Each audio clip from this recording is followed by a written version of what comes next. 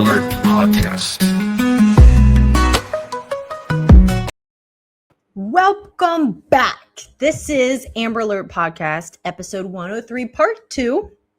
And I'm Amber Starkey, your host, obviously. And as I said in part 1, we were going to talk about a subject that is a very real thing. It is not a conspiracy theory, whether this is real or not. It's just, can it be explained by psychology or just natural factors, that type of thing. Whoops, I forgot about Instagram. I personally, let me turn off my fan. I personally think there's more to it than psychology. I don't think that this can just be explained away by natural factors. What I'm talking about is the whole black dog phenomena. This is a common thing among truck drivers. Anyone who's probably been driving a truck for any length of time, or even people who've never driven a truck, kind of know about this. They made a movie about it called Black Dog. It had Patrick Swayze in it. I think it came out in like the 90s or something like that, because this is a real thing. Now, a lot of people say that this is just about it's because a lot of truck drivers are driving during the night. They're exhausted. They haven't slept. You have trees passing you. You've been looking at the road for a long time.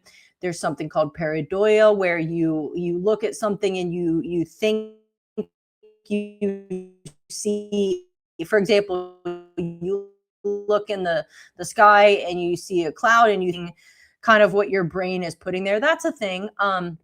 And I'm not, necessarily going to dismiss all of the factors surrounding this, because I understand when you're tired, when you're sleep deprived, yeah, your mind can play tricks on you. You can, or, in a dark room, you can convince yourself that the chair that has clothes laid on it is actually a person that's coming in to kill you. Like, you can, you get tired, you get exhausted, your mind can go places. So I understand that. I'm not at all dismissing any of that, but I do think there's an aspect to this whole phenomena that just can't be explained away by sleep deprivation or exhaustion. So we're going to get into it, kind of define what it is. If you're not familiar with this, again, it's a real thing that truckers experience. Obviously not every trucker, but it's a common enough, excuse me, it's common enough that if you were to bring it up, a lot of people would know what you're talking about. However, this is not something that's new to like American truck drivers or anything. There's something that happened in the UK a long time ago that I think relates to this. So we'll get into that toward the end. Let's go ahead though and get started. First things first. The black dog phenomenon, truckers report. So what truckers say they experience. A large black dog appears suddenly on or beside the road, often has glowing or reflective eyes, sometimes described as unnaturally large, vanishing instantly, or pacing the truck. So none of those things already are natural. Okay, it's not unnatural to see a dog or any really animal on the side of the road, but they're not, dogs only get so big. I have a Saint Bernard, okay? I know dogs get big, but if it looks like a bear, that thing ain't a dog. You know what I'm saying? And if they vanish in the blink of an eye, not normal. And then they definitely can't pace a truck. Say you're going 60 miles per hour. A cheetah might be able to hang with you, or an ostrich, but not a dog. All right, next. They're seen most often late at night, the 2 to 4 a.m. range, on long, empty highways. A very common variation. The driver swerves to avoid it, but nothing is actually there. Truckers sometimes call it the black dog, a hellhound, or the omen dog. So here's the thing. Again, I understand here's the thing. People were made to sleep at night. Okay, so when you have studies have shown if you work a third shift job, it starts to affect your health. You age faster. You're going against the way God made your body to function. You're not supposed to be up at night and sleeping during the day. Now, I'm not knocking people having to work third shift. I'm just saying, so if you are exhausted and sleep deprived and you've been on a long dark strip of road, I'm not dismissing that your mind may play some tricks on you, or I'm not saying you'll necessarily go as far as to hallucinate, but you might kind of start to imagine things that aren't necessarily there. I'm not dismissing that. But the fact that it's a common thing that happens and it's so real to them, they swerve to avoid it and nothing's there. I don't know. And again, it paces the truck. Dogs can't do that, and they only get so big. So the psychological or biological explanation, there's actually a well-studied phenomenon behind this, again, because it's common enough that it has provoked studies. Because I mean, you're either going to dismiss all of these truckers as, and it's not even only truckers, it's other people who've just been driving at night. It just is that truckers are on the road more than anyone else, so it's most common among them. But it's provoked studies because it's common enough. It's like not just a couple people who were nuts or who really were exhausted. It's like normal, totally sound people who are like, yeah, man, I've experienced this. So, so micro sleep and fatigue hallucinations, long haul driving causes sleep deprivation, monotony, reduced sensory input. This can trigger what is that word? Whatever. Some type of hallucination, dreamlike visuals while awake. The brain basically fills in something meaningful, like an animal crossing the road. I'm not denying that could happen. It could. There have been times I've been driving at night and I like jumped for a second because I was like, oh, dude, was that a something by the road? And it wasn't. But I've never swerved. And I've never seen a massive dog with glowing eyes that's paced my vehicle. I'm not a trucker. I'm just saying. Next. So pattern recognition gone wrong. Humans are wired to detect threats, especially animals on roads. So your brain sees shadows, headlights, road debris, instantly converts it into something familiar like a dog. I think that's a little bit of a stretch, although not impossible. So I'm not going to completely dismiss it. That's a possibility. The black dog specifically, researchers think it's common because dogs are a universal threat cue, especially at night. I don't know about you, but I'm looking out for deer more than anything else.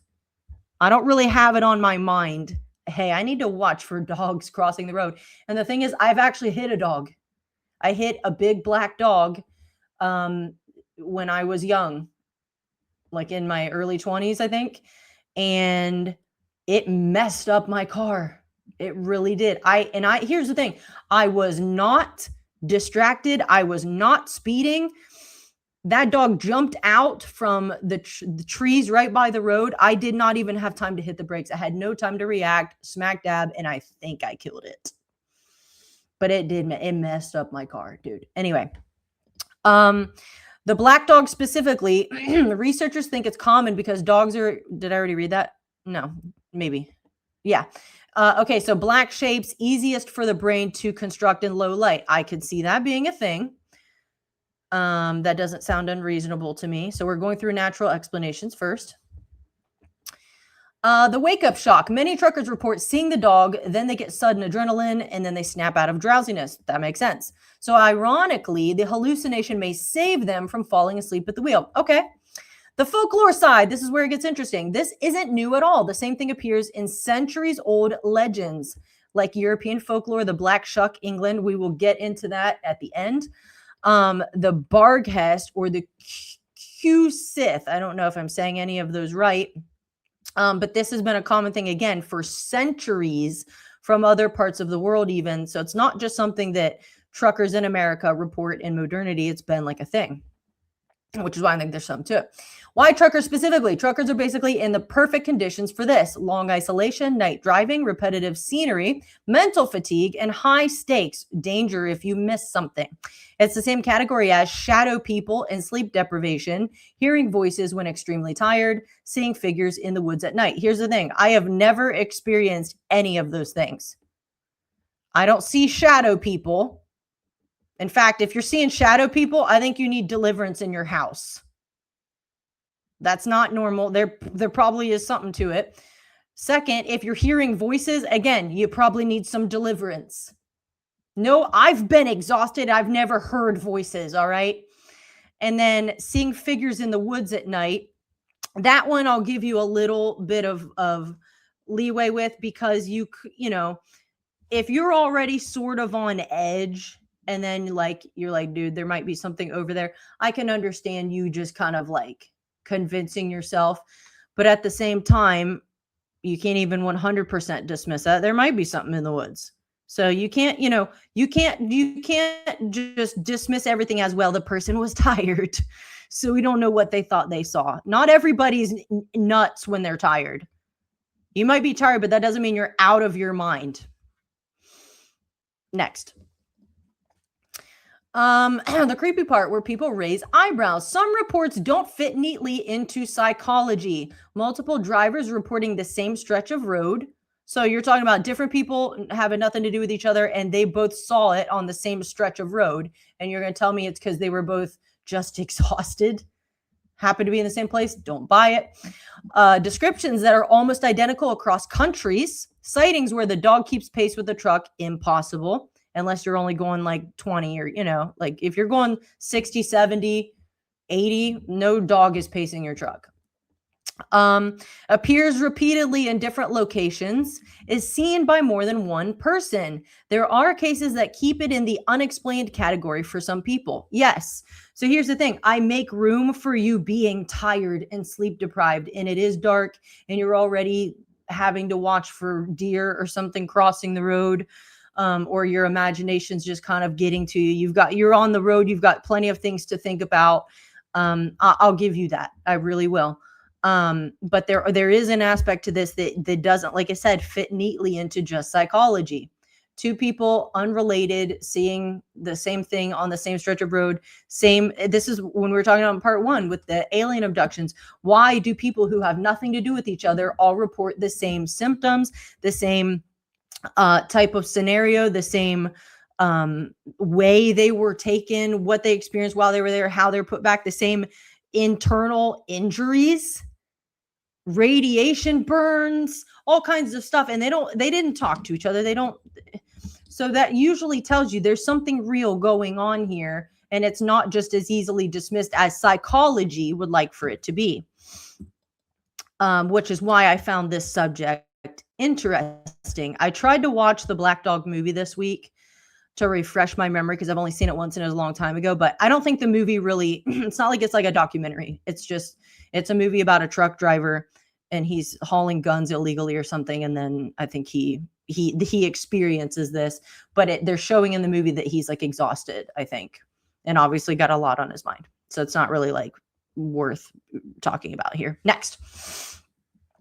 So what is it really? Most grounded explanation is fatigue plus brain pattern recognition plus low visibility, but culturally it lines up almost perfectly with ancient omen dog stories. So again, that's a very strange coincidence if you want to be able to dismiss it that easily, that, oh, it's just people are tired and that's the end of the story. I don't freaking think so.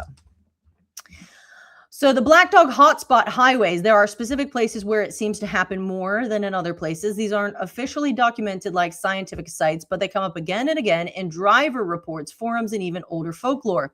So these are the ones in the US, excuse me, where the most reports have come from. First one is Route 66. Long isolated desert stretches. Drivers report dogs running alongside trucks. Figures appearing and vanishing. Now that's not normal. People don't disappear into thin air. Actually, let me just pause because I forgot about this. I was just talking in part 1 about that Orlando Oliveira from Brazil, how he was the most knowledgeable person on witchcraft Lester Summerall ever met. And he said when he was deep rooted into witchcraft, he was immersed in it, that he could full on disappear. And he said there were times the cops were all around me and they could not see me. So you get into the occult, you tap into some very, very weird stuff that absolutely defies reality. And I'm not saying it's a good thing, but I'm just saying it happens. So back to this. Figures appearing and vanishing, often tied to fatigue plus extreme isolation. Again, to an extent, but you can't just dismiss it all as, I think they were very tired. Okay, sometimes, I don't know about other people, but if I'm tired, I slap, and I have to drive and I can't sleep, I slap myself in the face hard enough that it's going to keep me awake. Because I'm like, I'm not about to drift and see things. Nope, I'm staying awake. Interstate 80, especially through Wyoming, known for endless darkness, strong winds, plus low visibility. Reports include black animals crossing that disappear or shadow masses instead of solid forms. So that's the interesting thing about this whole black dog phenomena, is that it's not just necessarily black dogs. There's some other strange things that typically kind of go with it, which is why I don't think it's just sleep deprivation. Appalachian backroads, Pennsylvania, West Virginia, Ohio. This is my neck of the woods. Heavy fog, winding roads, dense woods, reports of dogs with glowing eyes, something pacing vehicles just outside headlight range. Again, I was born and raised in Ohio. I've lived in a couple different parts of Ohio now. I've never seen anything like this, nor do I want to. But it is interesting that this part of the country, there is one of the most, where you'll get the most Bigfoot reports, which I've also never seen, nor do I want to. I think that's demonic as well. The Indian mounds are here, which are spiritually charged places, and not in a good way. There was a lady who was interviewed by L.A. Marzulli years ago. She was in Ohio. In fact, I want to say she was like on her way to or from Cleveland. I can't remember. And she was on a back road and she saw what she would describe as a dog man. And I'm not saying that's necessarily what this is, although it could be, at least in some of the cases. And she said she noticed it. She was driving at night and she had a friend with her in a shotgun seat. And on the side of this road was an old metal trash can. And she said there was a dog, or what she thought was a dog, up on its hind legs with its front ones like on this trash can. And she noticed it because at first she thought that looks like an Afghan hound, and she had one at the time. And then as she got closer, she's like, man, that's way too big. That's not an Afghan hound. And as her car is like right next to it, this thing jumped on the hood of her car and is scratching at the windshield, trying to get in. And so she's screaming, her friend is screaming.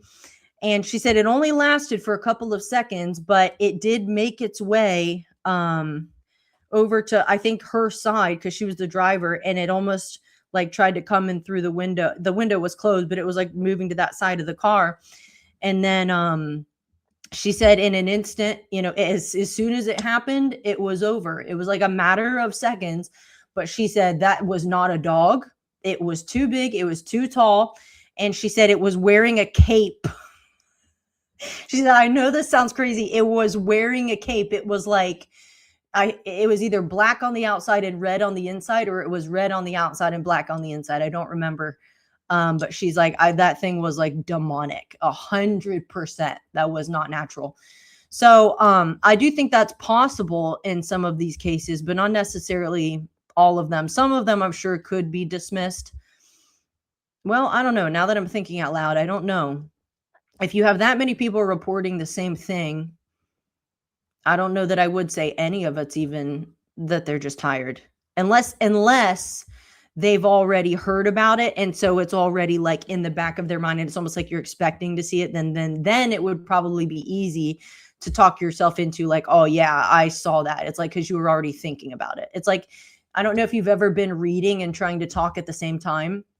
Let's say I'm talking to someone, but I was also reading and I read the word watermelon.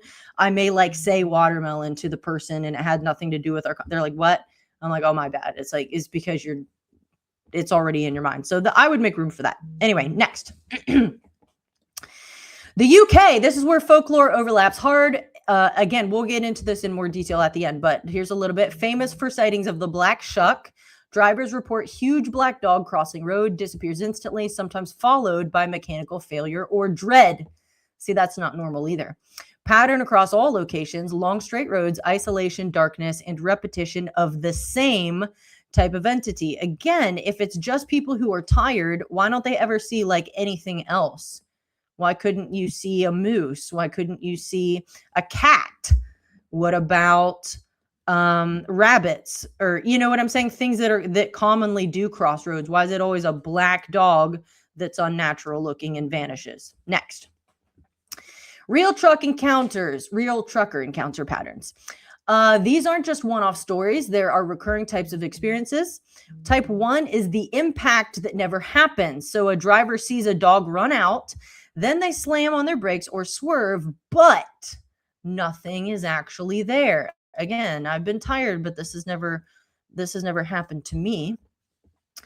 So the very common explanation is that there was a microsleep hallucination, but what's strange is drivers insist it looked completely real, and some say they felt impact, but there was no damage.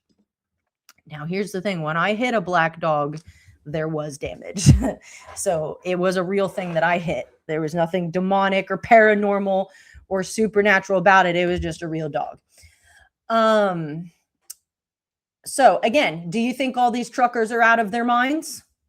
They all swear they saw something and they actually hit it, but there's nothing. I don't think they're all nuts.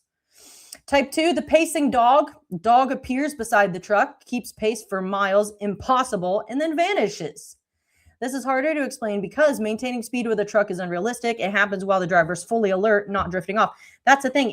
If something is pacing your truck for miles, that didn't happen in a microsecond where you hallucinated because you were drifting off to sleep. If something's pacing me for miles, I'm awake. In fact, I'm going to be more awake than I was before. If I think I'm being like tracked by something, I'd probably slam on the brakes if it were me. I do that when people want to drive right beside me. I'm like, I speed up. If they speed up, I slow down. They slow down, I slam on the brakes. I'm not playing cat and mouse with you. Pass me or get behind me. We're not staying side by side. Next. So type 3, the watcher. The dog is stationary, just sitting or standing roadside. Eyes reflecting or glowing. Which reflecting eyes, that's not like impossible for animals. So like that's whatever. Glowing is a little bit different. That sounds demonic. A driver feels intense dread or being watched. This overlaps with older folklore almost exactly. Type 4.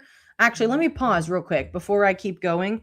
Now, I think this was a real dog, and I wish I could teleport my parents here because they would remember. I was a little kid when this happened. Even my siblings might remember it better than me. So, where I grew up, there's the house is like here, and then there's the driveway, and then there's my dad's business. Okay. So it's all the same property, but there's a little bit of a walk from the house to the business, right? So you would just walk back and forth. So anyway, a dog showed up at our house, which wasn't necessarily out of the ordinary. It's out in the country, and there are neighbors who aren't super close, but sometimes dogs did show up at the house. That one time 2 puppies did, and we wanted to keep them. They were cute. Other times it was a neighbor and his dogs weren't very nice, and they would come over to our house. So a dog showing up at the house wasn't necessarily strange. But in this particular case, this dog showed up at our house, and I and my siblings were all little. And so we could tell this dog was not nice, and it was acting strange. It was sitting in front of the door, and it was a glass door. You could see through it. It was sitting in front of the door, almost like a threat. Like, I will kill you if you come outside. And the thing is, it's a farm. There are a countless number of things a dog could go sniff. You can explore all over the place. The fact that it was just sitting at the door, and it wasn't like hungry. It wasn't like it was like wagging its tail like, you guys are people and people feed me and I'm here to get fed. No, it was like aggressive and almost like I'm going to kill anyone who comes out of this house. So we were like, not obviously my mom's like, we're staying in the house. The thing is, my dad was up at his shop. So my parents had something called an intercom, and my mom would use it it was like a little, she would press, a button, say, hey, dinner is ready or whatever. And my dad would hear it in his office. So he'd know when to walk down to the house. So they would communicate with this intercom. So my mom tells my dad, I think she unless it was a phone, but I think they use the intercom. I don't know. I'd have to ask them. Anyway, my mom communicates to my dad, there's a dog at the door of the house and it's freaking us out because it looks like it wants to kill us. So my dad is, it's a little bit of a walk, but I don't know if he could see it from where he was or if he just knew which door she told him. So he goes around the barn and like down, like kind of below the house, and comes up through the other yard to the back door. And I'm telling you, something tipped off this dog because it comes running from the other side of the house around to the back to try to attack him. And I don't know how it even knew. It either had the best nose ever, or it was just a demon-possessed dog, and it knew there's someone getting into the other side of the house, and I don't want them.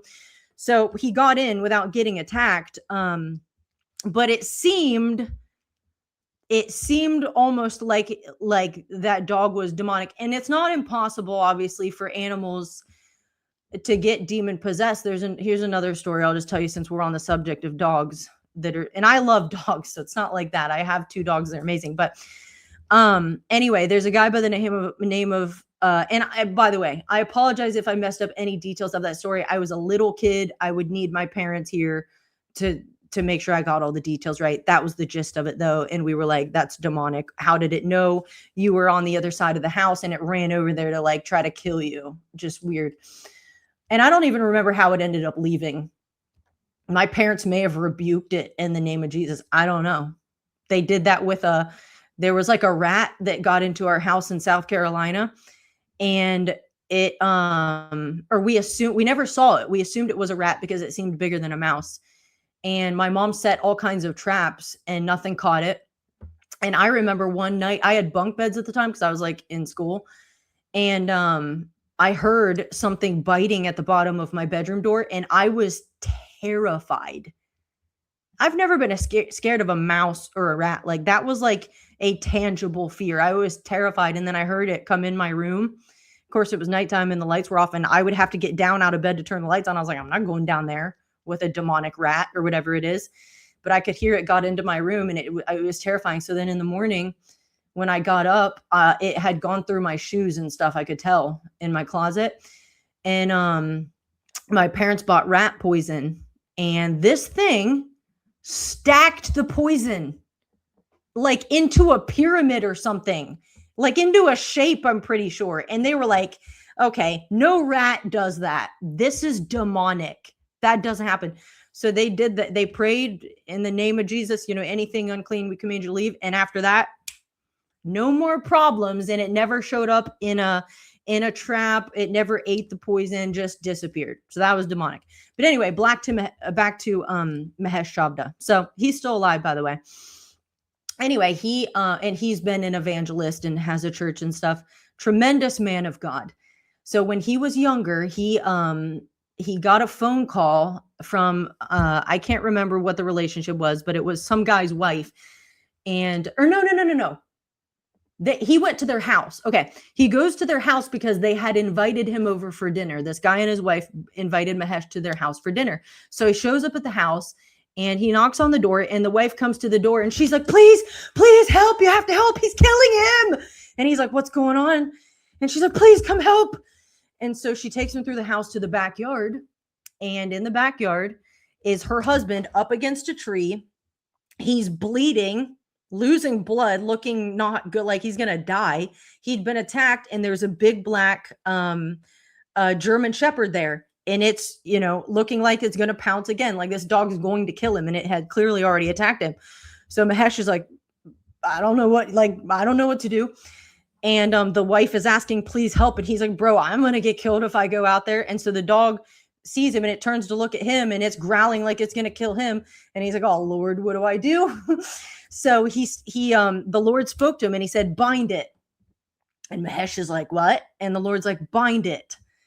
And so Mahesh says, all right. So he's like, in the name of Jesus, I bind you. And he said, I kid you not. He said, this dog stopped moving, as if, he said, the growling didn't stop. The expression on its face didn't stop, but the dog could not move, literally as if it was bound. And he said, because I could tell it was held there, he said, I was able to get past it into the yard and help this man and get him into the house. And he said the whole time it's growling. It wants to come after us, and it's literally bound. It can't move. And so he helps the guy into the house, and they're able to get an ambulance, and he ended up being okay. But the point is, that was a demon possessed dog. So it's not impossible. Now back to this. So that's why I got on those stories, because of the dog sitting there and it being giving a feeling of dread and watching you. Okay. So type 4, repeated encounters, same driver, same stretch of road, same dog multiple times over months or years. This is where even skeptics pause. But again, if you're trying to just write it off to psychology because they're sleep deprived, this doesn't make sense. If you're tired, then it should happen really on any road at any time, and yet it's in the same place, and it happens over months or years. That tells you it's tied to the place, not to your mental condition or how tired you are. There's something going on in that place. Next. Other road apparitions, very similar category. The black dog isn't alone. There are other consistent road entities, one of which is what people describe as a phantom hitchhiker. And this is not the first time I've heard about this. So what we're talking about is a driver picks someone up, the passenger disappears mid-ride. This is often tied to specific locations and tragic deaths, one of the most famous urban legends worldwide. Let me pause. I just talked about this sort of, well, first of all, last year, may have been a whole year ago now. I don't know how long it's been.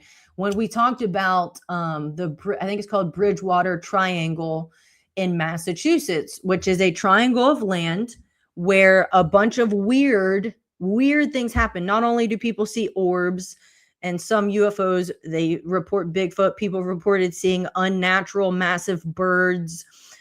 People have gone missing. So very weird stuff all in this triangle of land. But one of the weird things is what people describe as like this phantom hitchhiker, and multiple people unrelated to each other have reported picking up a hitchhiker with red hair. And then he freaked them out because he started like laughing out of nowhere or something like that. And I don't remember if they said they dropped him off or if he disappeared from their car. I don't remember. But either way, they were like, I don't think that was a person. Something about it wasn't right.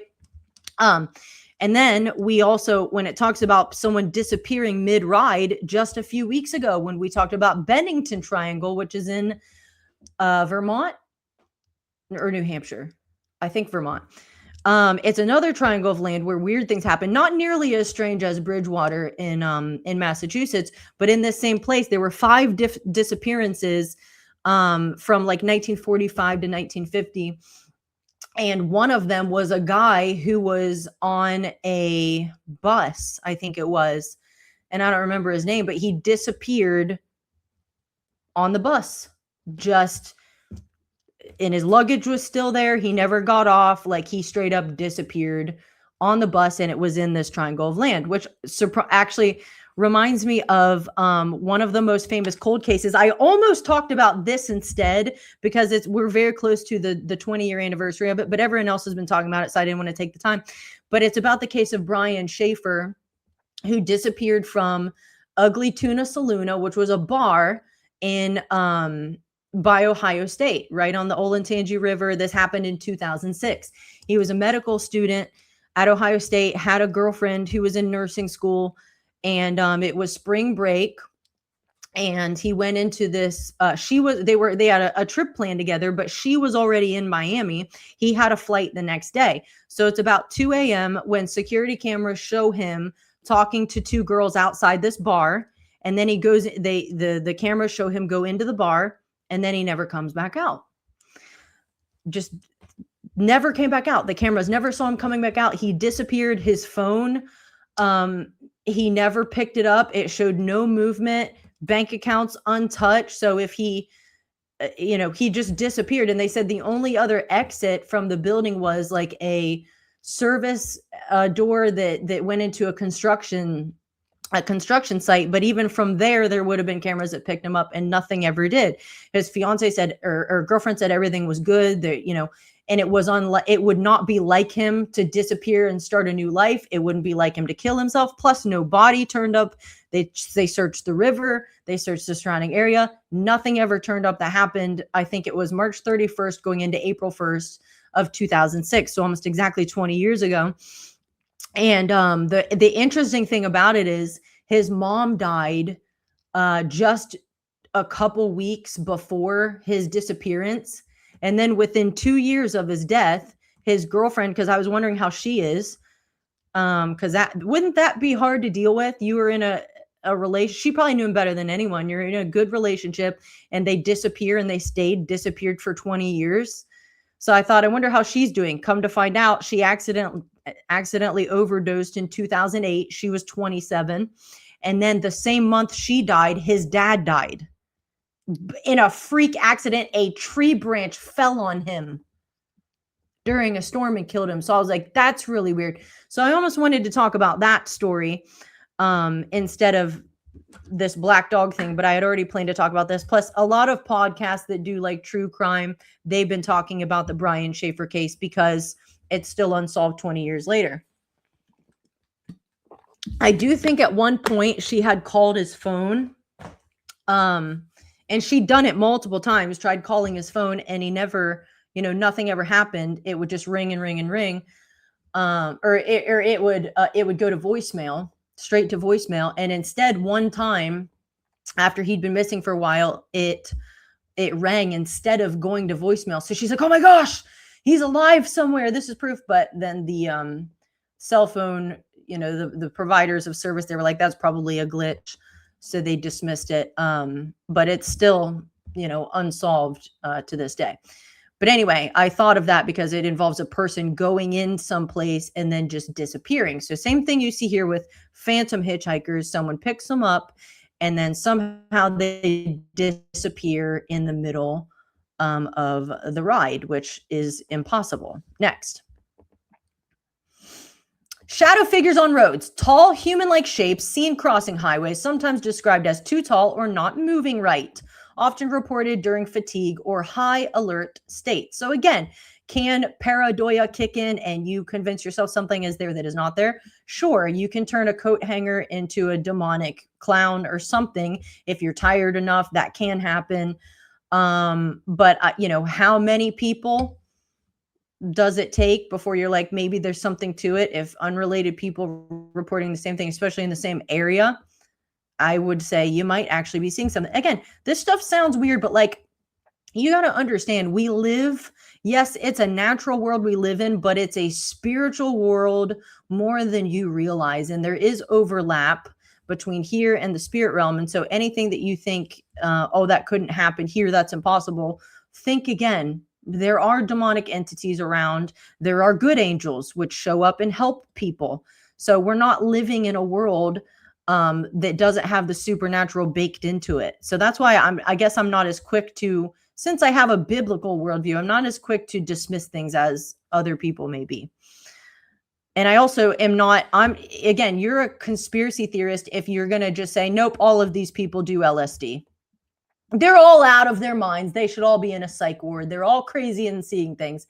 I don't think so. There might be a handful, but not everyone's nuts. These are sound, normal people who are like, I swear I saw something. Next. Phantom animals, not just dogs. Deer, very common. Okay. Large cats, even where none exist. Unknown creatures. Drivers report animals that vanish or pass through headlights strangely. So, again, might be someone tired, might be something else. Next. So what ties all of this together? The scientific side, sleep deprivation, sensory deprivation, brain threat detection system overfiring. Possibilities to some extent. The strange consistency, same types of beings, dogs, humanoids, hitchhikers, same environments, isolated roads, darkness, and then the same reactions are like dread and panic and things like that, where people, that's not normal. It's one thing to have a moment of, oh my gosh, I thought I almost hit something. You're going to have a moment of panic, but dread doesn't make sense. Dread does not make sense at all. Dread, that's demonic. Everything that comes from Satan is fear based, and dread absolutely is fear. So that right there, just people reacting that way would tell me, and there's probably not just your mind playing tricks on you because you're tired. If you're feeling dread, you need to wake up. Something's not right. The part that keeps it from being dismissed, it's not just one culture, one time period, or even one type of person. It's truckers, soldiers, travelers, explorers across centuries describing almost the exact same encounters. Again, so are you gonna say I think all of these people are crazy? I think they're all making it up, or they all got their minds playing tricks on them? I don't think so. These are like, again, if it was one group of people and all of them were high as a kite, or were driving drunk, or had drug abuse history, or were even like in and out of a psych ward, okay, I think you can toss the thing out. But we're not dealing with people like that. Real trucker testimonies, black dog encounters, the pacing, the truck encounter. One driver described this: a black dog was running alongside his truck, matching speed no matter how fast he went. Then it suddenly disappeared, which that seems real to me, because that's exactly what I would do. If I saw something pacing my truck, or my vehicle, I would go 100. I'd be like, let's see you stay with me now. And if it did, I'd be like, okay, something's not right. Next. Why this stands out: trucks going 60 to 70 mph. No animal can realistically keep pace like that. The driver wasn't drifting off. He was actively reacting and speeding up. The watcher at the rest stop. Another account: a driver saw a black dog sitting at the edge of a parking lot, staring at him all night. See, I would have moved my vehicle. If I saw a dog staring at me and it didn't move and it didn't even go take a leak, I would leave. In the morning, there were no tracks, no sign it had ever been there. See, that doesn't sound natural to me. And that's not even normal behavior for a dog. My Saint Bernard stares at me, but he yells at me because he's a brat. And he's like, my water bowl is not all the way full and I want you to fix it. So that's not normal behavior. What's odd here: not a quick hallucination. It persisted, no physical evidence afterward. Strong emotional reaction, unease, being watched. The third testimony: it made me swerve. From trucking forums: you think you see a big black dog in the road, you swerve and there's nothing there. Another version: people report slamming brakes or swerving to avoid it, but no impact ever happens. So again, those are people who I don't think are, it would be one thing if you did drift off to sleep and then you got startled awake, but like, you're already awake, obviously, if you have time to do all that. Why this one matters: this is the most common version, and it's also the most dangerous. Many drivers say it felt completely real, not dreamlike. The something snapped me awake case: from a Michigan trucker report, I sprung my head up, seeing shadows, hearing a voice. I hit the brakes and jerked the wheel. So what the heck? You're hearing a voice? That's not normal. And dogs don't even talk. You know what I'm saying? This one is interesting because it includes visual plus auditory hallucination. I think it's a little bit of a reach to just assume it's hallucination. There are some crazy people who hear voices, but even then, a lot of crazy people who hear voices, they're actually hearing demon spirits talking to them. So are they crazy? No, there's something there. They just need deliverance. So the driver was already drifting, but the experience was vivid and complex. It triggered a sudden survival reaction. Number 5, the repeated sightings pattern. From trucking communities, some drivers report seeing the black dog multiple times over their career, often on long, isolated routes. And another quote: I've seen far too many of them. Sometimes it's a dog, sometimes it's something else. So again, I don't think that sounds normal, which is why I don't think this whole thing is normal. So this is where it gets strange. Not a one-time fatigue event. It happens repeatedly to the same person, sometimes changes from a dog to an object to a figure. That's satanic. Has to be. Has to be. Number 6, the impossible persistence version. From aggregated accounts, the dog appears, runs beside the truck, disappears, then reappears later miles down the road. Let me just pause. If this happened to you, if you're driving, even whether you're by yourself or not, whether it's even night or not, but night and by yourself would make it worse. So let's say you're driving and you have a truck, whatever you're driving, could be a truck, and a dog is pacing your vehicle. First of all, I'd be like, that's impossible. It's impossible. Second, it disappears. I'd be like, well, thank God. But then it reappears later down the road in front of you. What would you do? I would question my sanity for a minute. And I would feel like I was in a movie. I feel like there are movies like that, but usually it's like stupid horror movies where it's like this. It's like the Annabelle doll, which is actually a real thing, but like they threw it away and it's back in their house. Like it's almost like that, which, you know, horror movies are stupid, but many of them are like demonic, and some of them are based at least on true. The Conjuring is based on a true story. Of course, they've taken liberties. But you know, the Amityville horror house, like that was a real thing. Some of those things actually happened. It's demonic. It's not just like some spirit from a person who killed themselves and their kids. There's demonic activity that's either someone dabbled in the occult or where blood was spilled, murder happened. There's a demonic residue there. And yes, it can continue in that area. Why? Because it was invited in by somebody's behavior. So not all of that is just a paranormal Hollywood film, but it comes from real things. So anyway, that's what that would feel like. It's by you, and then it's impossible that it is, and then it disappears impossibly, and then it's in front of you. That would feel like one of those situations. I threw this thing out of my house. I made sure that I lit it on fire, and now it's back in my house and it hasn't been burned. Okay, this thing is demonic. It's like alive. That's how I would feel. Okay, what did I read last? Okay, so it's there later miles down the road. This one isn't always quoted directly, but shows up across multiple testimonies. Why it's weird, it suggests continuity across distance. So again, I just don't think that's a person who's just tired. At that point, I bet you'd be pretty awake. If you like saw something that was impossible, and then like I think you're awake at that point. I'd be very alert. So it doesn't behave like a 1-second hallucination.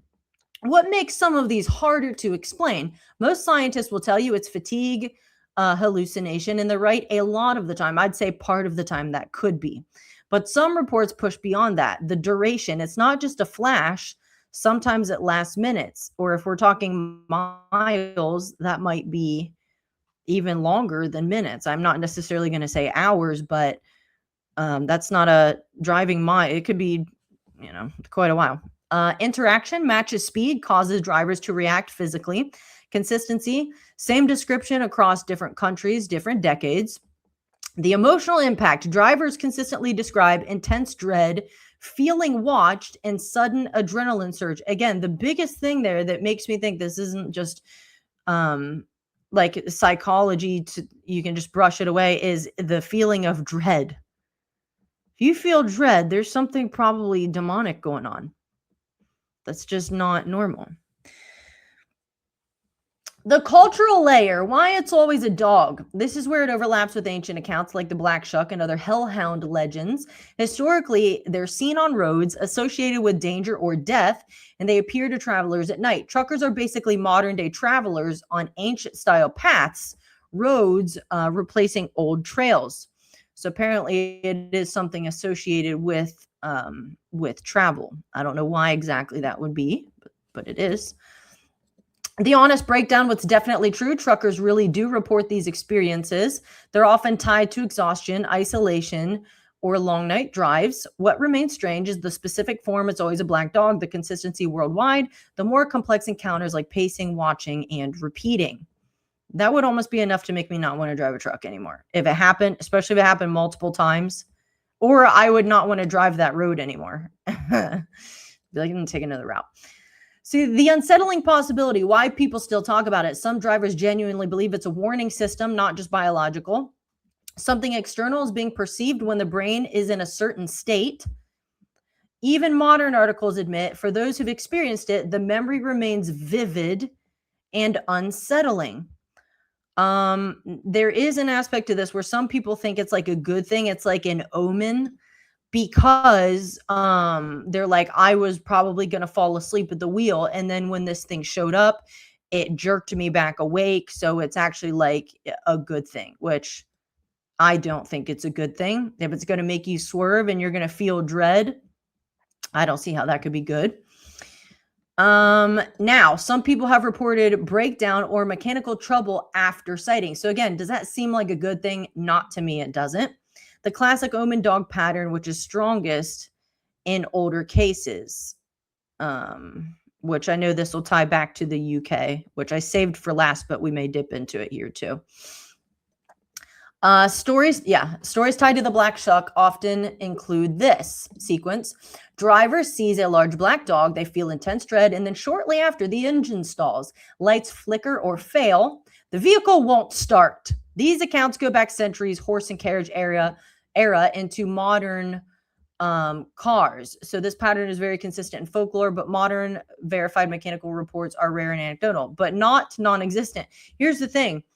I don't know if you're familiar with this, but in the whole UFO, in the UFO situation, many people, and there are people on different sides of the aisle. Not everybody takes a biblical worldview about UFOs and aliens and even things like this that someone like me does, because I believe that's the truth. And I think the Bible is the only explanation that can check every box and remain true and not deceptive and not evil. It's the Bible will show you what is evil. It'll expose what isn't good and what you shouldn't, mess with. But there are people who who research UFOs and even track them.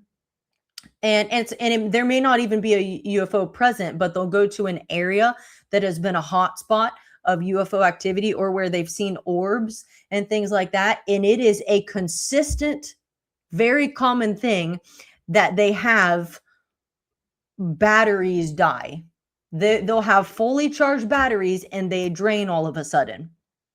It happened to Chase Schlotsky, who's a researcher of this stuff. It happened to L.A. Marzulli and his team when they went to Roswell. Someone showed them the original debris field from Roswell. It's out in the middle of nowhere. You need someone to lead you there or you'll never find it. And they had fully charged equipment. And when they got there on site, all the batteries were dead.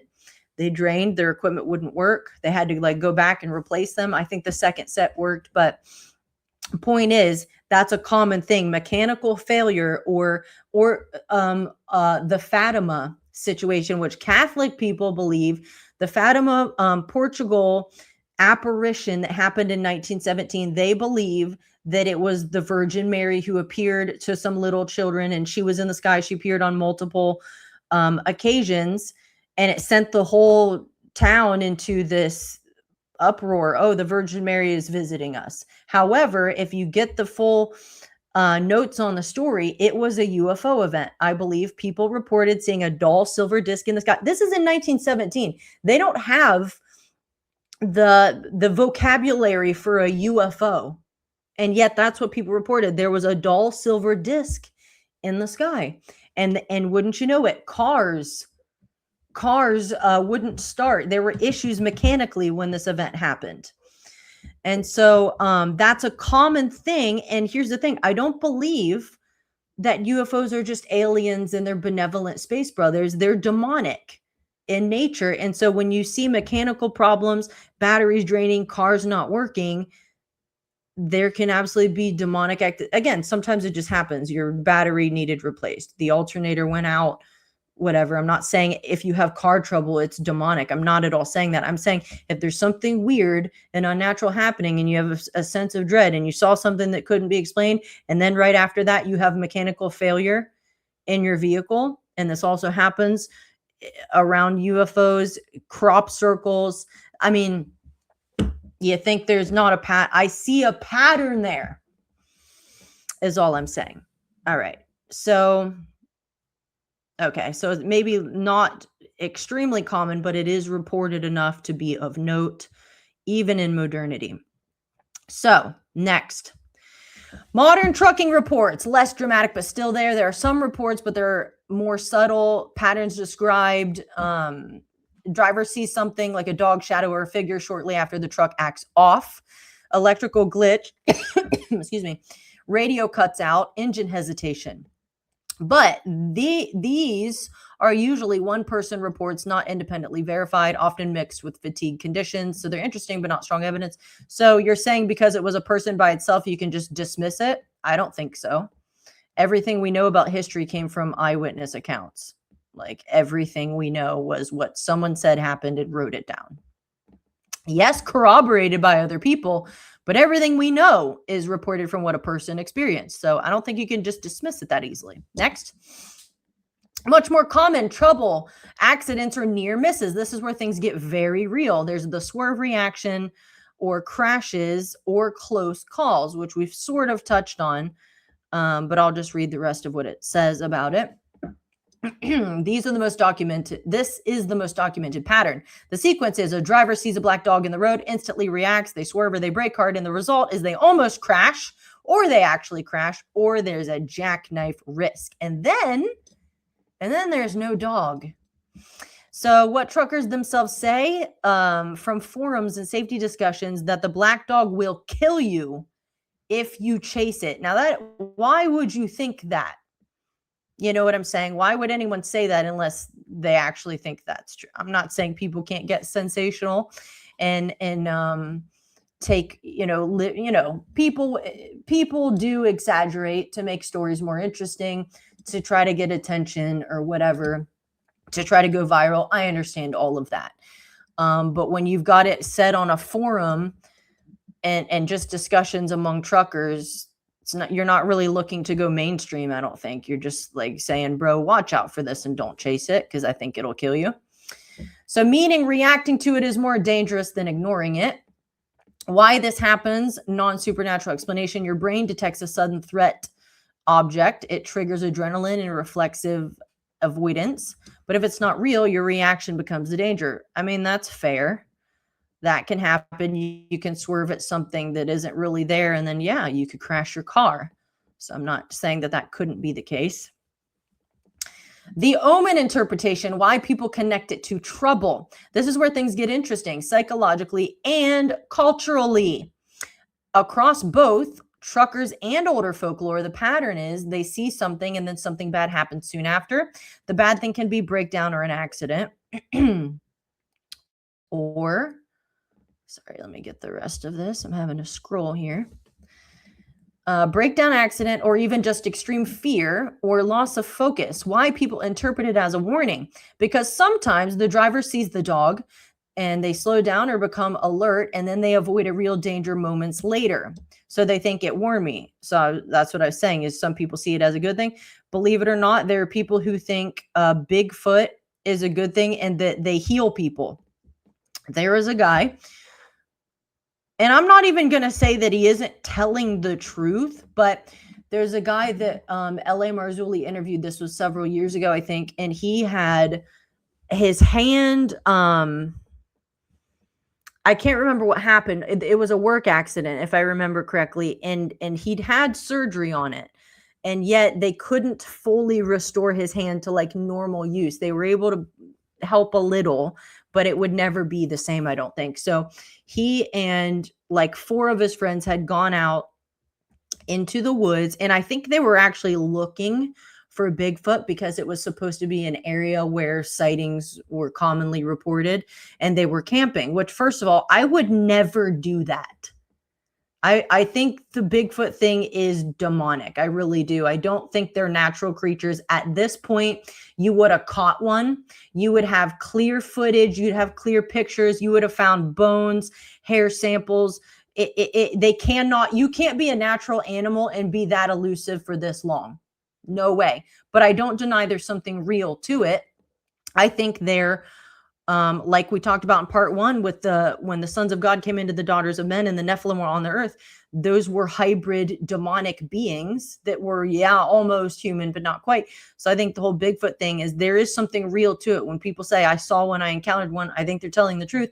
But it's amazing how they disappear and reappear, and orbs are in the area, and there's a feeling of fear and dread. I think I think they're demonic, supernatural, that can manifest in the natural, but they can use portals like a demon or an angel can to come in and out of the natural realm and back into the spirit.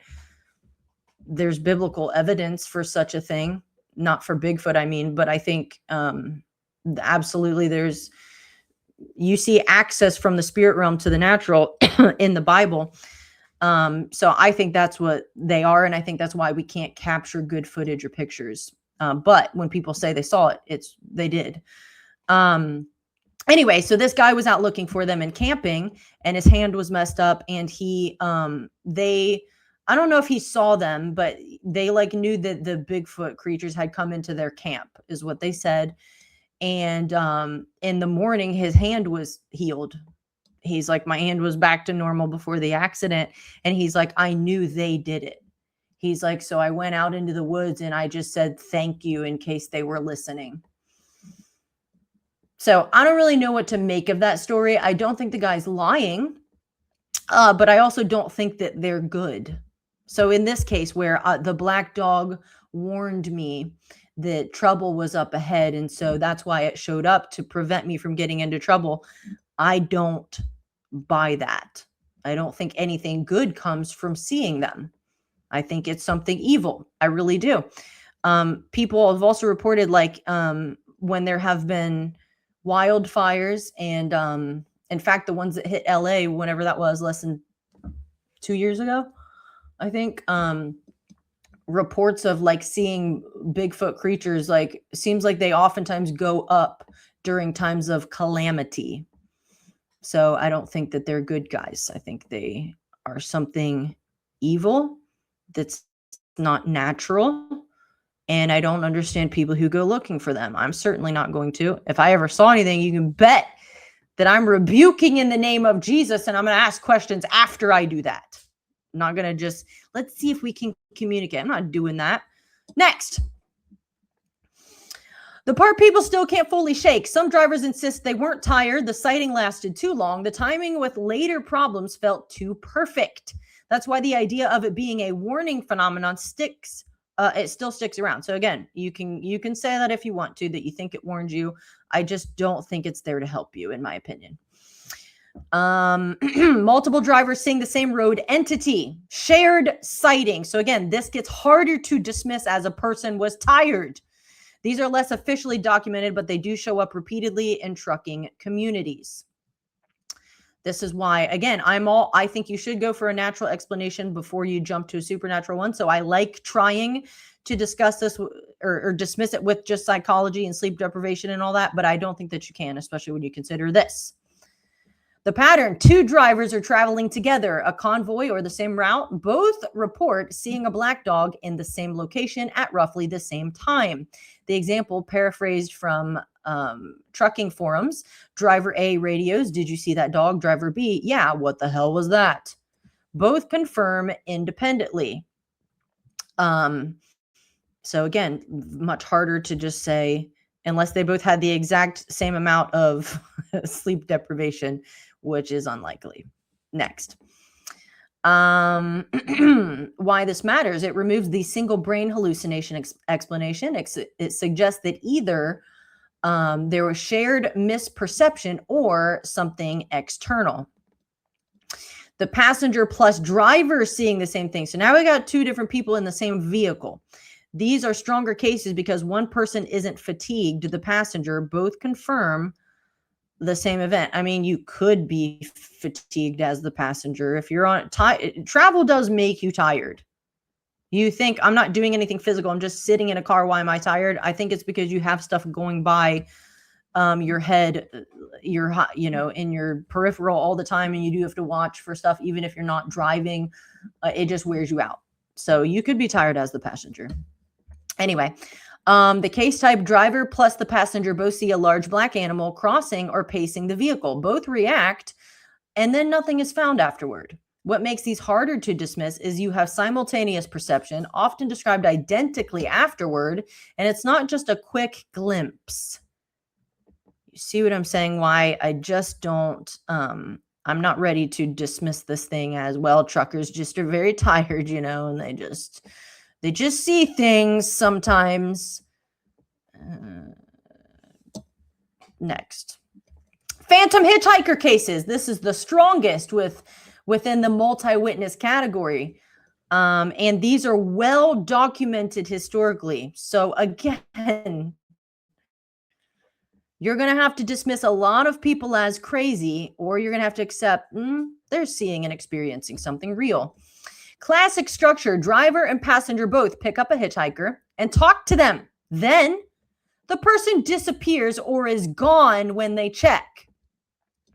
I'm guessing this is not a situation like what you see in There's Something About Mary, where Ben Stiller picks up that hitchhiker who's in a shotgun seat and he's a weirdo. And then Ben Stiller gets out to take a leak, and then he gets busted for being a gay prostitute, which he wasn't. He was just trying to pee in the grass. And then when the hitchhiker sees the cops jumped out to arrest all these gay dudes, he leaves the body that he was carrying in a bag in the car, and he disappears because he was a serial killer. I don't think that's the kind of disappearing we're talking about. I think they mean they impossibly disappeared into thin air, which cannot happen. So, famous example of a vanishing hitchhiker. It's reported worldwide, and many cases involve multiple witnesses in the same car. I've actually heard also situations where people, now, I'm not going to say that this is 100% always negative, because I have heard stories where people picked up someone and they actually, when they look back on what happened, they're like, I think that was an angel. I really do. There was a pleasant aura. There was encouragement. And yet their encounter with this person wasn't natural, and they just disappeared. I actually listened to a guy the other day. They hit a deer. He was driving. His wife was in the shotgun seat. And when this deer, they ran into this deer, it busted the window. And so there's glass all over, and it got mostly more on his wife than on him. And, so he had to, get out, and he walked, I think, to a gas station, which was nearby. And when he came back, there was a man, at the car, and, he was talking to his wife, or maybe he passed the guy, and the guy said, "Can I help you?" And he said, "Well, yeah, if you want, go attend to my wife while I walk up here for help." And so I think he had seen him, but then he goes back, he's talking to his wife, and they both agree. And he had like tattoos all over. And so you would think it's a person, but when they reassessed the situation, they were like, that, I don't think that was a person. He was an encouragement. He helped. He came out of nowhere, and then we didn't see him leave. He just seemed to disappear. And yet it was like he was sent to help us in a time of need. So I think sometimes in these cases, they can maybe show up as a hitchhiker or someone that someone picked up, and there's almost a little bit of brain fog, because it's not quite natural what's happening. But then later, when you look back on the situation, you're like, man, I don't know if that was a person. And so there can be good cases of this. So I'm not ready to dismiss them all as there's something satanic about it, but I do think the dog situation is not good, but not necessarily always the hitchhikers. Unless you feel dread, then probably not good. Why this is significant: it's not just seeing somebody, it's interaction, conversation, and shared memory. Now, a shadow figure, I would say that's probably not good. These are seen by multiple people. Case pattern: 2 or more people in a vehicle both see a figure cross the road or standing roadside. I am getting, I don't know if you guys have ever seen the movie. I hate these movies. I'll never watch them again. I actually think they're demonic. The Jeepers Creepers movies. Probably the scariest movies I've ever seen, because they're actually evil. That thing I don't know if it's supposed to be the devil. I don't even know. Those movies suck. I wish I could blot them out of my memory. But every time when they say there's like a figure on the side of the road, it makes me think of that thing that's on the side of the road, and he turns to watch the car, and then he shows up in the road and they run him over and he doesn't die. And then there's a second movie, and then there's a third movie, and you can't kill it. Anyway. Was I even done reading that one? Let me go back to it. I don't know if I read it all. Yeah, so it's either crossing the road or standing roadside. I have a story. If I don't forget, I'll tell you before I end this part 2. So then there's nothing there. They report consistency described as too tall, too fast, not moving right. Let me just say that I've heard that before.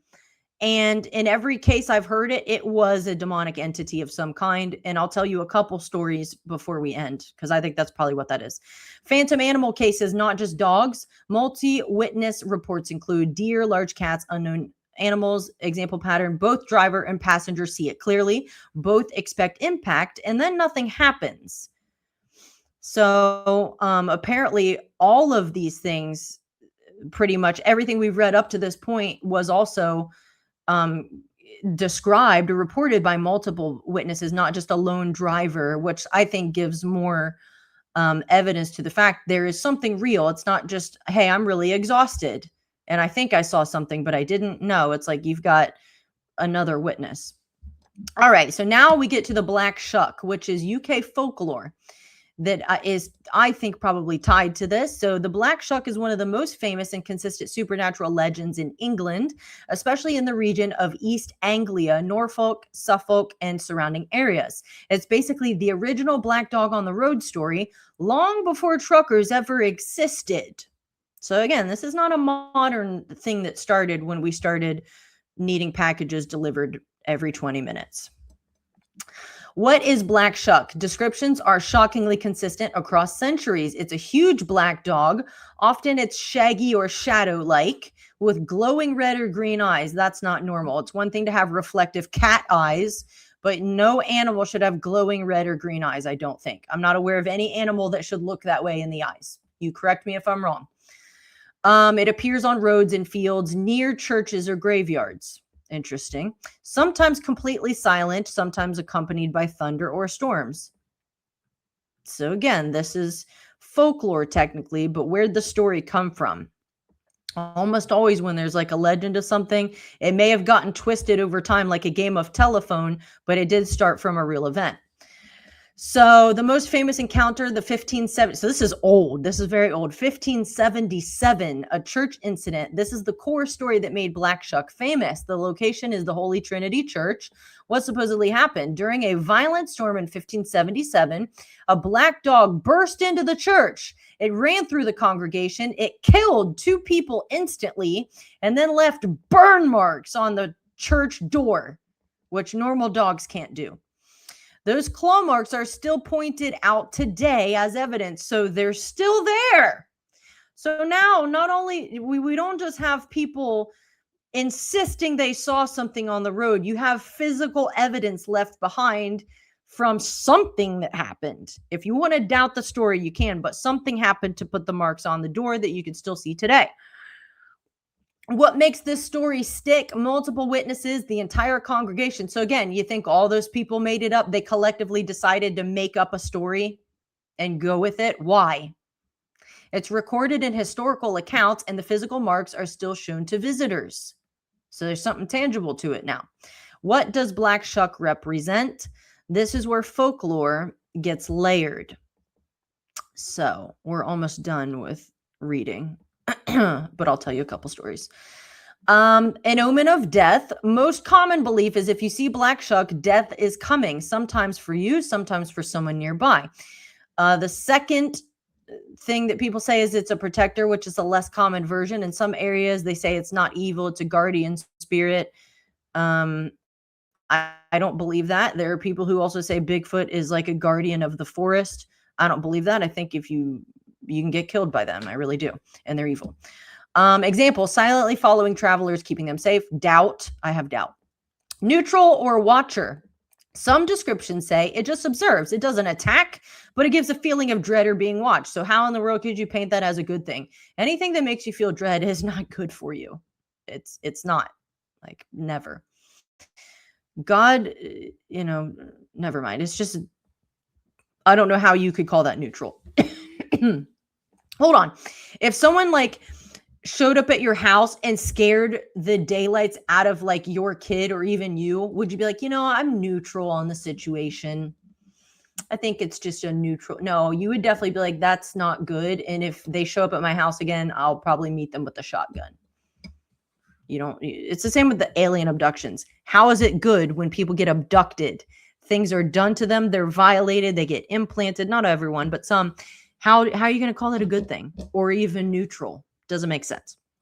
Next, where and when it appears, common conditions, night, fog, storms, and lonely roads. Sound familiar? Yes, it does. It's almost identical to modern trucker conditions. So this is where this overlap I find interesting, which is why I would not just dismiss these are truckers who are just tired. Why does it mirror something that happened and that is still part of the folklore of the UK? And people were like, no, you can go see the burn marks. Like this came from a real story. It's just interesting that it mirrors that. And yet that clearly wasn't a good thing if it really did kill 2 people and then spread dread and fear and panic amongst the others. Theories behind the legend, natural explanations, large dogs or wolves historically, optical illusions in storms, fear plus darkness exaggerating size. Again, that can be, if something scared you, are you going to tend to exaggerate the size of it? Very well, you could. Psychological, humans fear glowing eyes, large shadow animals, the brain fills in details. Yeah, if I see glowing eyes, I don't think it's normal. So, and no animal should be a shadow either. So what are you talking about? Like, it's one thing to be scared of a real bear because it's huge and it'll eat you. It's another thing to see something that isn't right. So yeah, you're going to be scared. Supernatural interpretation. Some believe it's a spirit or a demon-like entity. That's what I think. A manifestation tied to death or judgment, or something guarding boundaries, roads or graveyards. That's possible. Demonic spirits and like principalities are bound to geographical locations. And like, for example, in the book of Daniel, when he was praying and then after 3 weeks, 21 whole days, the angel shows up and says, on the day you started praying, I set out with your answer, but the prince of Persia withstood me for 21 days, meaning the angel tried to get to Daniel and he got held up by a demonic spirit that was over that area of Persia. And then the same thing, like I said, you go into a house, maybe where someone was murdered or someone killed themselves, someone was in the occult doing witchcraft, they invited something in, there might be a residue there, and that spirit has been invited in by somebody's behavior. And so you go there, there might be something there. Russ Dizdar talked about this in Akron, Ohio, that there were tons of witches, and there may still be tons of witches. This is from maybe 15 years ago. He said there were a ton of witches, and there was a particular forest where they did whatever witches, I don't know, kill cats, skin squirrels, I don't know. But they did their rituals and things like that in this particular woods. And he said it was like that saying we're all familiar with, you can feel it in the air. He said that's what that forest was like. As soon as you go in there, you could feel this place is dark. There is evil that's been loosed in this forest because of what people were doing. But the interesting thing is spirits, in the spirit, permission is needed. Even God needs your permission to come into your life and change you. Demonic spirits need permission as well. Now, people are deceived and they don't know they're giving permission. If you get into tarot cards or the tea leaves or palm reading, whatever stuff that or even a Ouija board, it may seem like it's just a fun game on the surface and you don't know what you're getting into, but by dabbling in that stuff, you've given permission in the spirit for something to come and either oppress you or possess you. So permission is needed. They can't just show up and do what they want, but they are liars and they'll deceive you into giving them permission. So back to this, it could be guarding boundaries. That could be true. And that could be why people see them in the same area. Why one road in a particular stretch of road, people see multiple people unrelated see it in that same area because it's bound to that region. That I could believe. Now, why would it be an evil spirit in the shape of a massive dog? Don't know. I really don't know. But if Satan can manifest as an angel of light and demonic spirits can look like aliens, then why couldn't they look like oversized dogs? I don't, Anyway, the connection to modern black dog sightings. This is the wild part. Just a few more to read here. The trucker phenomenon you asked about earlier is almost identical. So in the black shuck from the 1500s, it appears on roads. And then the trucker reports modern day, they appear on highways. So same thing. It's a large black dog. It's a large black dog. Glowing eyes. And then truckers, reflective or glowing eyes, causes dread. Associated with danger, causes near accidents. So yeah, it's basically exactly the same. Same entity description, different era, which is why I think it is the same thing. And it is evil, whether it's in the UK or the US. Why this legend never died. Unlike a lot of folklore, it didn't stay in the past. It evolved with modern travel, from horseback travelers to car drivers to truckers. So it actually doesn't care what your mode of transportation is. If you come into the area where it must be, you're going to see it. The core idea behind Black Shuck, at its simplest, it's a recurring human experience of encountering a dark animal-shaped presence in isolation. The unsettling takeaway, whether you believe it's psychological, cultural, or something else, the consistency is what stands out. People separated by centuries, countries, and lifestyles describe almost the exact same thing. So you can decide for yourself. That's all I'm going to read. You can decide for yourself what you think it is. Are people just tired and imagining things? You can go with that explanation. I personally don't think it can account for all of that, especially since it mirrors a real thing that happened. I actually was going to look up, I don't know if I can see an image. Yeah, okay. I'll share my screen. I just looked up to see if you can see an image of the burn marks that this thing left in the church in 1577. And apparently those are the marks that are still there to this day. Interesting. If you didn't tell me what it is, I wouldn't know what I'm looking at, because it just looks like an old door with marks on it. But apparently it's still there, and you can go see it if you travel there. Anyway, I said I was going to tell some stories. So, and this was more about the shadow figures.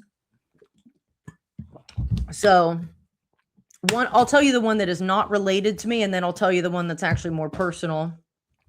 So the first one, this was another guy that was interviewed by L.A. Marzulli, and this goes back several years. I don't remember when I first heard this. But anyway, this guy was living, I think in Florida. I think he had moved in with maybe his sister temporarily, or his niece. I can't remember. And the reason why is like they needed help, something like that. So he was temporarily living, I want to say his sister, because I know his niece was there, unless his niece was older and had her own daughter. I don't remember. But it was like female relatives, and he was there to help. I don't know if there was no other man they had who was family they could trust. I don't know. Anyway, so the girl in this house, well, first of all, he'd been to a meeting, and he said he got spirit filled in the meeting. So he's speaking in tongues for the first time. And I'll tell you what, as a person, I was a Christian for a while and never spoke in tongues and was not spirit filled. And then after, I can tell you there is a difference that happens, and your discernment in the spirit goes up after you get filled with the Spirit of God. And so I understand what he's talking about, because it's happened to me. You'll miss some things, and then when you have the Spirit of God, you understand, you'll pick up on things better. It's just how it works. So anyway, he's a little bit different when he gets back from this trip. And the girl, whether it was his niece or his niece's daughter, she told him that there's something outside her window that's scaring her. I think it's, she said, someone's tapping on my window, something like that. And so at first he just kind of dismissed it like she's having bad dreams, right? Well, she was persistent. She's like, no, it's like something's like tapping my window and it's freaking me out. And so finally he decided, one night I'll just walk around the house and look around. So he starts walking around the house and he's praying. I think he said he's praying in the spirit just because it was a new gift he'd received. And as he gets around the house to where the window is to this bedroom where she said there's tapping, he said he sees a large, massive, too tall, dark figure. And he said it had a massive cape on, almost like a Superman cape, but all black. And he said the thing is, it was like a shadow. It didn't have defined features. Like me, you can see I have eyebrows and hair, and like it didn't have that. It was like shadowy, like everything was blending together, and it was dark, and it had this big cape. And he said as he got closer to it, it turned and looked at him, and he said it was evil and it wanted to intimidate him. And he was like, but I was spirit filled. And he said, so I was like, I know that he who lives in me is greater than he who's in the world. So he's like, I know. So he starts, just rebuking it in the name of Jesus, speaking at it and praying in tongues. And he said this thing took off. And I think he said, when he says it took off, it like flew. And he said the best way I can describe it as I mentioned the Superman like cloak. He said it took off like in the old cartoons, the comics, when something would take off, it would leave a blur behind it. I hope you can picture what I'm picturing. And he said that's like what happened. This thing took off flying, and it's like a black blur was left behind it. And it wasn't necessarily the speed at which it took off. It was just like it just was this like residue that kind of left with it. And so that was it. I don't think it came back after that. And then the tapping on her window stopped.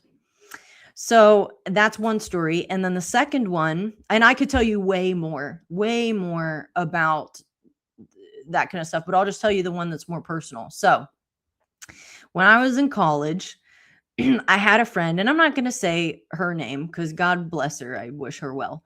But she was demon possessed, like definitely. Like that semester was insane. And I was like 19. I could write I wish I had kept an old phone that had text messages in it. I wish I had written notes down. It was crazy what happened. And I couldn't, if I were to try to like tell you everything happened, it wouldn't even make sense. You would think I'm making it up. It was nuts. So anyway, but we were good friends. And despite me knowing she was demon possessed. Anyway, she had come with me over to my brother's apartment because we went to the same university. It was in Virginia. And he had two roommates, unless there was a fourth, I think it was just three of them. And so we were over there. All we did was watch a movie in their apartment, and then we left. So then after we left, they had some weird things happen in their apartment. And this is not even the point of the story, but long story short, I wish I could get my brother here because he'd probably remember better than me, but their kitchen sink was clogged, so they had to open the drain, and this clump of black hair comes out. And no one had one guy had black hair, but it wasn't long, and it was like mine, like, and they're like, that's strange that we've been living here for a while, this has never happened, and no one's been here with hair like that. Don't know what that's about. That's like something you see in like a horror movie when a house is haunted, but that happened. And then I think the night of when we'd been over there, my brother shared a room with his one roommate, and his roommate told me that my brother sat up in the middle of the night and turned and stared at him. And so at first he was like, okay, that's funny. Like, okay, you're messing with me. But he's like, then he just kept doing it. And he's like, I think he was asleep. He was like doing it in his sleep. And he wasn't making a joke. He wasn't trying to be funny. He was like actually doing it. He said, it freaked me out. And then finally it laid back down. So just a couple weird things that happened. And then this is the weirdest thing. That same roommate that saw my brother sit up like that, he would run every night after dark, and he ran in the same place. He would take a sidewalk that was well lit by street lights, and he would run. It was sort of an incline. He'd run up this sidewalk, and there was one street light that was burned out. And he always ran to the burned out light, and then at that point turned around and ran back. And again, this is all after this demon possessed girl was in their apartment, which I actually feel responsible for because I brought her with me. But anyway, so one night, so he's running, and as he's approaching the burned out streetlight on his normal route, he sees a figure. And what it looked like from a distance was a person. I think he thought it was a big, heavy set black guy, is what he said. And I think he said he saw what looked like a Burger King uniform. And so he thought, okay, this person got off work, and he noticed what he thought was like earbuds, and he's sort of like swaying as he's walking down the sidewalk. He's like, oh, this dude's just like vibing, you know, whatever. So he's approaching him, and this guy's coming toward him. And he said, 1 minute, it's a big black guy with headphones in a Burger King uniform. He said, I blinked, and the next thing I know, it's something else. He said it was a dark, shadowy figure wearing a black top hat, like one of those like big Abraham Lincoln 10-gallon hats, whatever you call them. And he said it had like a big black trench coat, and he said it was elevated off the ground, and it was dancing like a marionette in the air. And he said, it freaked me out. It scared me to death. He said, I was like, I am not running up there to the burnout lamppost and getting closer to this thing. He turned around and ran for his life. I don't remember if he said he turned around to look behind him or not, but he's like, I'm out. I don't know what that was. That's impossible. I've never seen anything like it. And I'm not crazy, and I'm not tired. I didn't wake up in the middle of the night and think I saw something. Like I'm running. I'm obviously like alert, and it was a person, and then it was something else. So, and that's not even the first. My dad saw something almost similar where he saw a person at like a tractor pull, grandstands full of people at a fairgrounds. If you're not from like a somewhat rural area, you may not know what I'm talking about, but it's Ohio. So he saw a guy with red hair elevated off the ground, dancing like a marionette in the air. And he's like, that's impossible. People can't do that. That's a demonic manifestation. So the point is, it's real, you know, it's real stuff. And so, it's certainly not anything to go looking for, even if you're a Christian and you understand, well, I have the spirit of the living God on the inside of me. So all of that stuff is under my feet. All of that's true, but you don't go looking for it. If you go looking for it, you're going to get yourself into trouble. So, you know, I find this stuff interesting. It is. And if you'll listen to people, you might be surprised how many people have encountered or experienced something crazy like that. And a lot of people will never talk about it because they know you'll sound nuts. You're like, people will think I'm insane if I talk about something I saw. I don't think I've ever told anybody everything that happened with my friend in college. I mean, some of it I probably don't remember, and some of it's just too insane. Like, people would think you're nuts. I would even think I'm nuts to say it out loud. Maybe I may have told my parents about it at the time, but a lot of people, they don't tell people, or they tried to tell someone and they didn't listen. Like the guy with his niece or whatever. Oh, you're having bad dreams, which is what Karen Wilkinson's parents told her when she said she was being abducted by aliens. Oh, you're just having bad dreams. And she's like, I'm not. I'm actually getting taken. I'm gone in real time.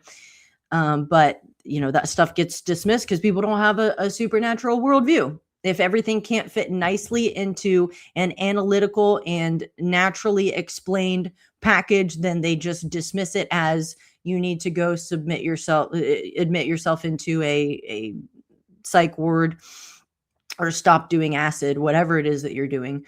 But the point is that there are people of completely sound mind who have experienced things, because the supernatural is very real and it's always interacting with the natural. So anyway, that's the whole black dog situation, which I do believe it's probably the same thing that stems from the black shuck in the UK, and that it is evil. I don't think it's a good omen or a neutral observer. I think it's evil.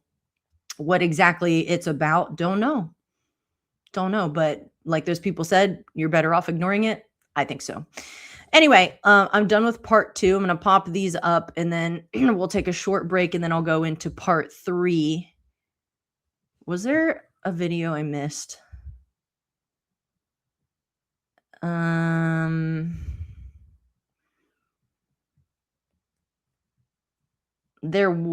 missed it in part 1, so I'm not going to play it now. Anyway, those are the ways to find me on social media.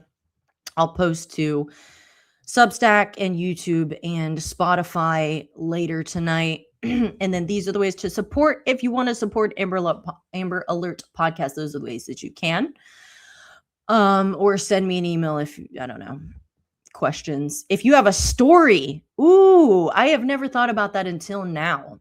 If you've had an encounter, and don't pull my leg, please. Don't just make something up. And I am spirit-filled, so I think I'll be able to tell.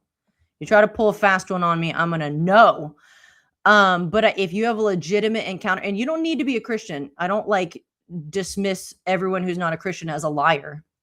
I know that there are real people who've had real things happen to them, and oftentimes they won't ever talk about it because they know no one will take them seriously. But if you've ever had a strange encounter like that, I would be happy to hear from you. So you could send me a DM or an email on any one of those platforms, and we can chat. Most importantly, if you don't know the Lord, you should start there, because we're at the end of the age here. Things are, I don't have time to get into it. Bible prophecy is unfolding in front of our eyes. It's getting to the point where atheists cannot deny it. You don't want to be here during the tribulation. God is on your side. Jesus loves you. Receive him. In fact, Easter, I don't want to say Easter, Resurrection Sunday is around the corner. Please go to church. Even evil people go to church on Easter Sunday. Wherever you live, if you're near Pittsburgh, Fort Worth, Texas, Phoenix, Arizona, or Santa Ana, California, go to Revival Today Church. If you're in Seattle or Spokane, somewhere in Washington State, go to the Pursuit Church. If you're in another state and you don't know where to go, I'll try to find a church for you if you send me a message. But please, go to a good Bible-believing church. It will change your life. All right, I'm ending part 2. It's 7:23. I'm going to come back at 7:35 for part 3. I'm going to start a new live video on X and where am I? Rumble and Instagram. And then we'll do part 3, which we're going to get into the Bible. And I have multiple testimonies to share that are in video, so you don't have to take my word for it. I'm excited for part 3. We'll start it at 7:35. It'll be a new live stream. All right. I'll see you there. God bless you and goodbye.